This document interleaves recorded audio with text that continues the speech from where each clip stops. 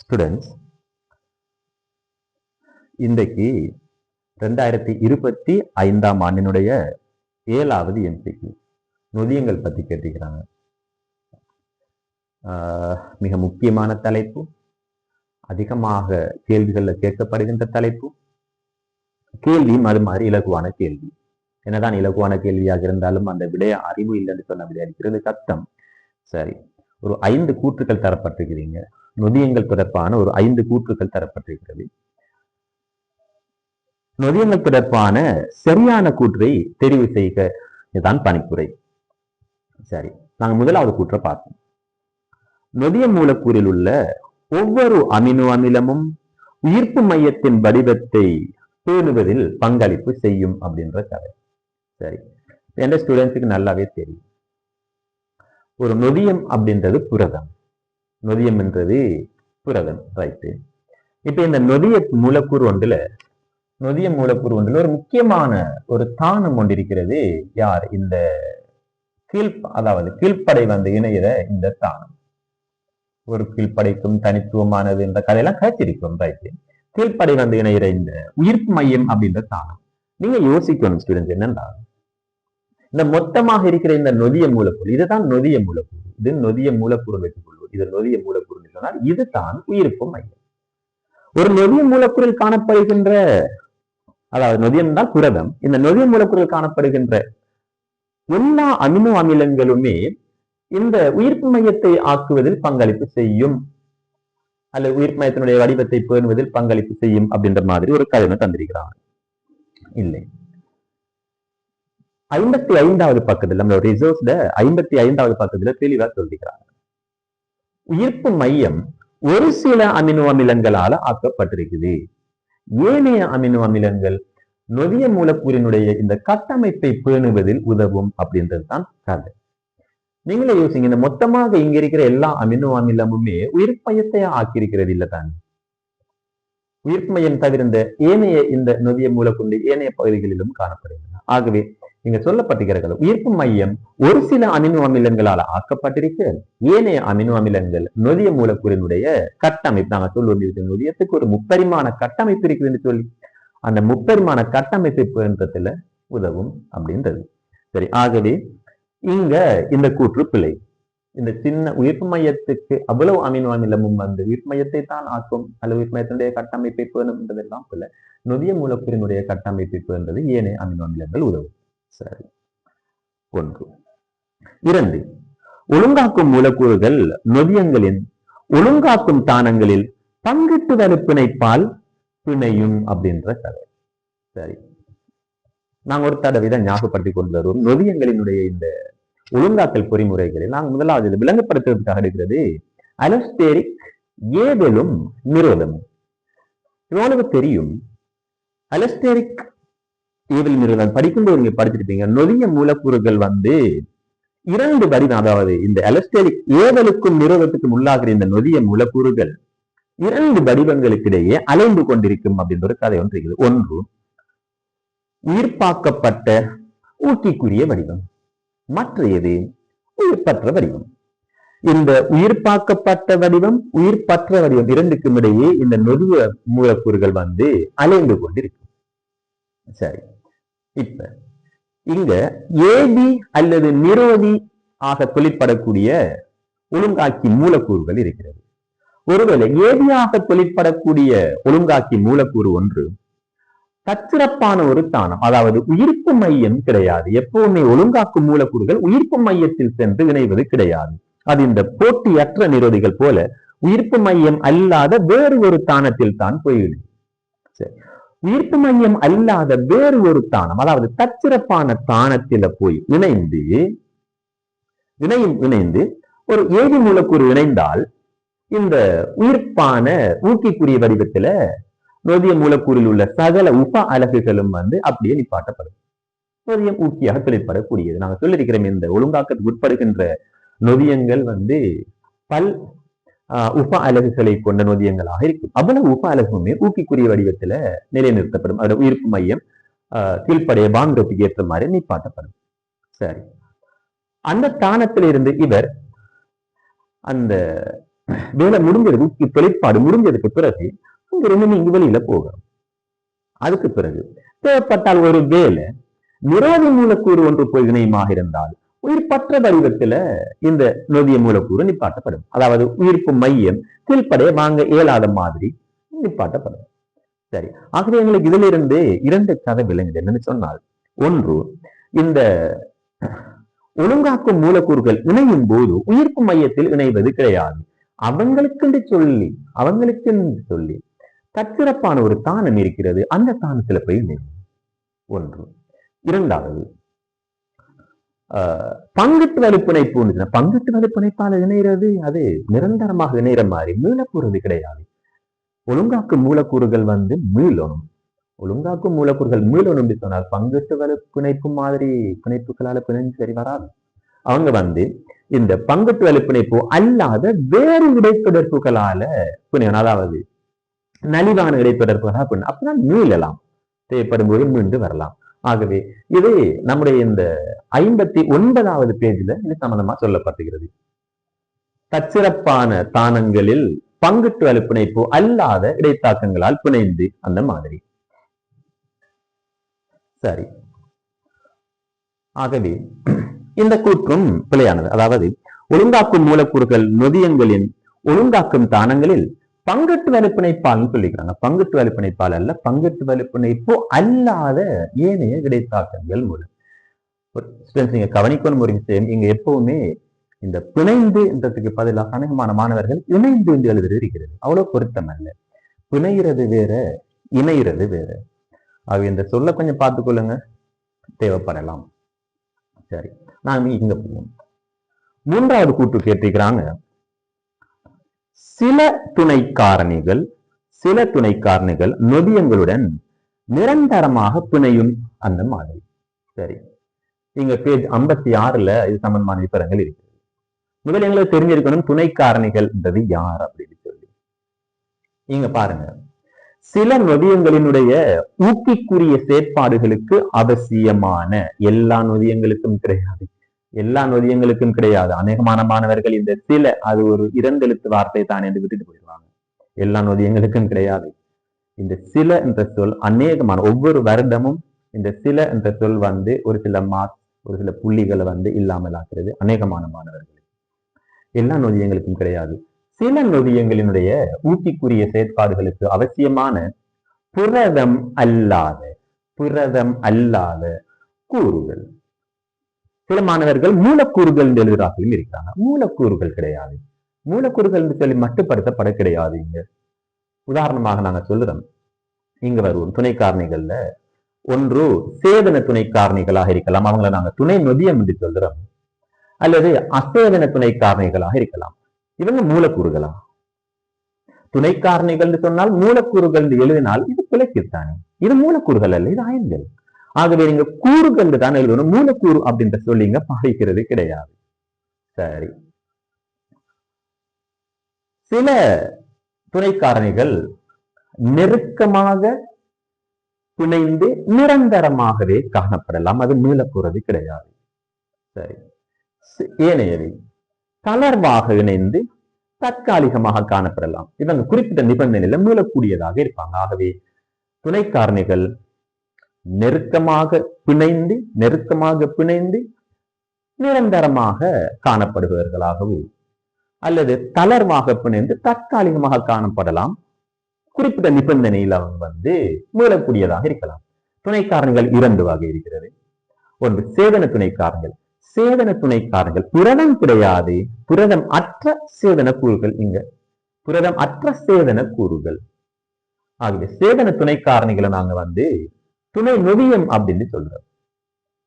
உதாரணமாக சொல்லியிருக்கிறோம், NAD+, FAD, biotin போன்ற விட்டமின் பெறுதிகள். பயோட்டின் உண்மையாக சொன்னால் B7 அப்படின்னு சொல்ற விட்டமின் தான். ஆனா இங்க துணை காரணியாக தொழிற்படும் போது நாங்க அவரை ஒரு விட்டமின் பெறுதி மாதிரி தான் கொள்ளுறது. அதுக்கான மேலதிக விவரங்கள் தேவைப்படாத பயோட்டின். உண்மையாக இந்த NAD+, FAD என்பன விட்டமின் பெறுதிகள். NAD+ B3 விட்டமின் B3 பெறுதி. FAD என்பது B2 அதாவது பெறுதி NAD பிளஸ் B3 பெறுதி FAD B2 பெறுதி, அதாவது இந்த நியாசின் அதே மாதிரி இங்க ரைபோஃப்ளேவின் இவங்களுடைய பெறுதிகள். ஆகவே விட்டமின் பெறுதிகள். அசேதன துணை காரணிகளாக இந்த அயன்களை குறிப்பிடலாம். Zn2+, Fe2+, Sep2+. சரி, இது இந்த துணை காரணிகள் பற்றி ஒரு சில விஷயங்கள் சொல்லப்பட்டது.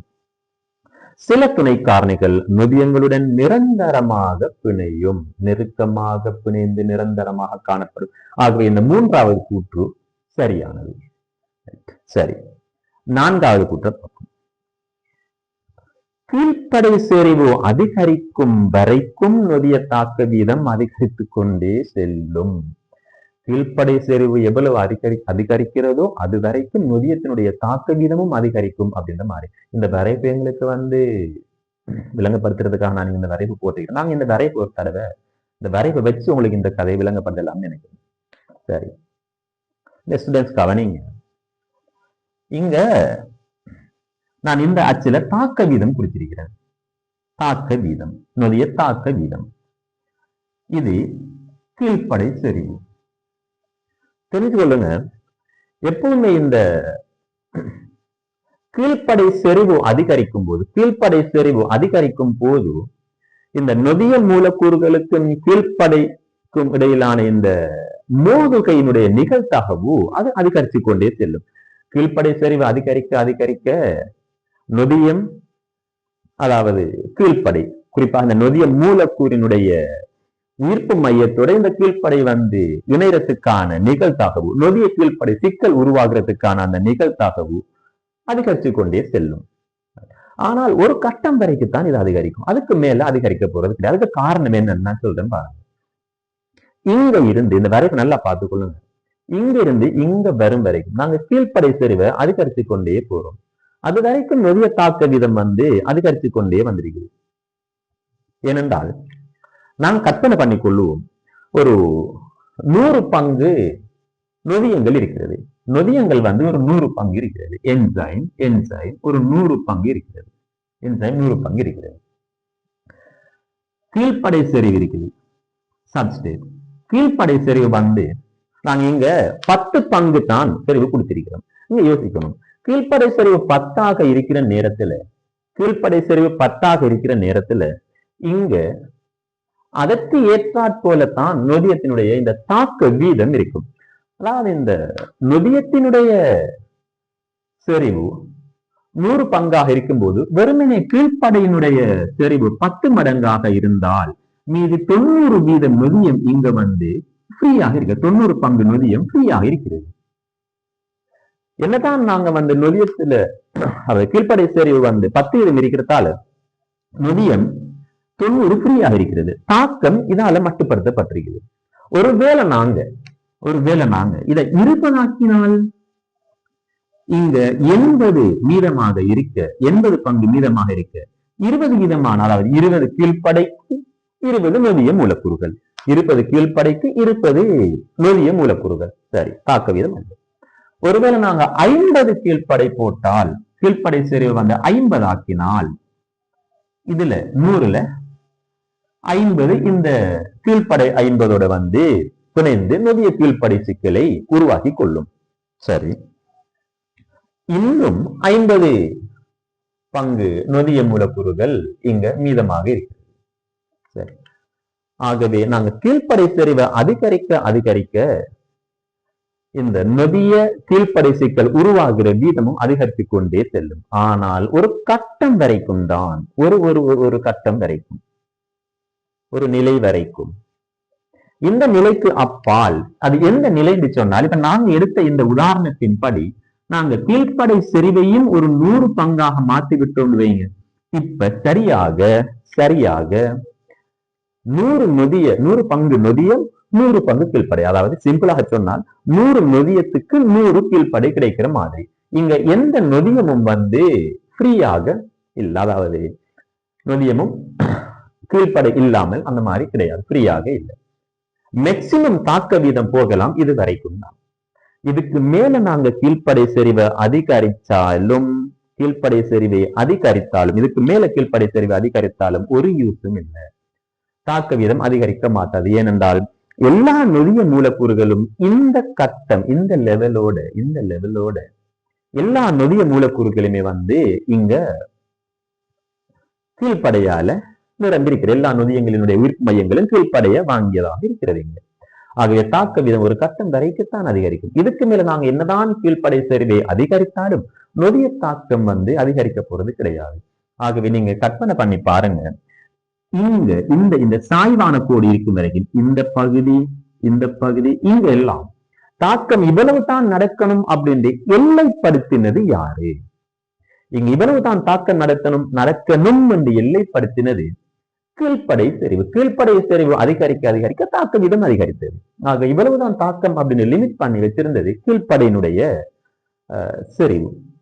இதற்கு இங்கால இந்த நேர்கோடு மாதிரி வந்திருக்குது, கிடையான கோடு. இங்க யார் எல்லைப்படுத்தியவர் என்று கேட்டால் இங்க நொதியத்தினுடைய செறிவு. என்னதான் கீழ்ப்படை செறிவு அதிகரித்தாலும் நொதியத்தினுடைய செறிவு அதிகரிக்காத வரைக்கும் இப்ப கீழ்ப்படை எக்ஸஸ் ஆக இருக்கிறது, நொதியம் மட்டுப்படுத்தப்பட்டிருக்கிறது. ஆகவே இந்த தாக்க வீதம் இவ்வளவு தான் அப்படின்னு எல்லைப்படுத்தி வச்சிருக்கிறது நொதியத்தினுடைய செறிவு. அது எங்களுக்கு விளங்குது. ஒரு கட்டம் ஒரு நிலை வரைக்கும் தான் கீழ்ப்படை செறிவு அதிகரிக்கும் போது நொதிய தாக்க வீதம் அதிகரிக்கிறது. அதற்கு அப்பால் என்னதான் கீழ்ப்படை செறிவை நாங்க அதிகரிச்சாலும் நொதிய தாக்க வீதம் அதிகரிக்க போறது கிடையாது. அதுக்கு காரணம் நொதியத்தினுடைய இந்த செறிவு, நொதிய செறிவு தாக்க வீதத்தை எல்லைப்படுத்துகிறது. சரி, ஆகவே இந்த கூற்றின்படி நான்காவது கூற்று, கீழ்ப்படை செறிவு அதிகரிக்கும் வரைக்கும் நொதிய தாக்க வீதம் அதிகரித்துக் கொண்டே செல்லும் என்பது பிழை. சரி, அது விளங்கியிருக்கும் நினைக்கிறேன். ஐந்தாவது கூற்று, போட்டியற்ற நிரோதிகள் நொதியத்தின் உயிர்ப்பு மையத்துடன் இணையும். போட்டியற்ற நிரோதிகள் நொதியத்தினுடைய உயிர்ப்பு மையத்துடன் இணையும் அப்படின்ற கதை இல்லை. போட்டியற்ற நிரோதிகள் நொதியத்தினுடைய உயிர்ப்பு மையத்தோடு இணைவது கிடையாது. சரி, நாங்க இங்க வருவோம். முதலாவது நிரோதிகள் அப்படின்றா என்னன்னு பார்த்து கவனிக்கணும். நொதிய மூலக்கூறுகளுடன் தேர்வுக்குரிய முறையில் நொதிய மூலக்கூறுகளுடன் தேர்வுக்குரிய முறையில் ஒன்று நிரந்தரமாகவோ அல்லது தற்காலிகமாகவோ பிணைந்து, திரும்ப சொல்றது பிணைந்து நொதிய கீழ்ப்படை சிக்கல் உருவாகிறத நிரோதிக்கின்ற சில மூலக்கூறுகள் அல்லது அயன்கள். நொதிய மூலக்கூறுகளுடன் தேர்வுக்குரிய முறையில தற்காலிகமாகவோ அல்லது நிரந்தரமாகவோ பிணைந்து நொதிய கீழ்ப்படை சிக்கலை உருவாக்கப்படுவதை நிரோதிக்கின்ற சில மூலக்கூறுகள் அல்லது அயன்கள். சரி, இது நிரோதிகளுக்கு தரப்பட்டுகிற வரை இலக்கணம். நிரோதிகள் 2 வகை இருக்கிறது. அதுக்கு முன்னர் சில நிரோதிகள் மீளா நிரோதிகள். எங்களுக்கு தெரியும், நாங்க ஏற்கனவே கதைச்ச கதை தான். நீங்க மீளாதவாறு இணையோணும் அப்படி சொன்னால் பங்குத்து வலுப்பிணைப்பால தான் இணையணும். மீளக்கூடியவாறு இணையோணும் அப்படி சொன்னால் பங்குத்து வலுப்பிணைப்பு அல்லாத ஏனைய வலிமை குறைந்த இடைத்தாக்கங்களால் அல்லது இடைத்தொடர்புகளால பிணையலாம். இங்க நிரோதிகள் சில நிரோதிகள் மீளாதவாறு இணையலாம். ஆகவே பங்குத்து வலுப்பிணைப்பு மூலம் பிணையும்.